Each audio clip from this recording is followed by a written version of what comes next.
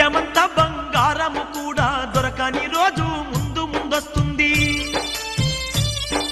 కలియుగము 5000 ఏళ్ళైనాక కాశీలోని గంగ ఎండిపోతుంది.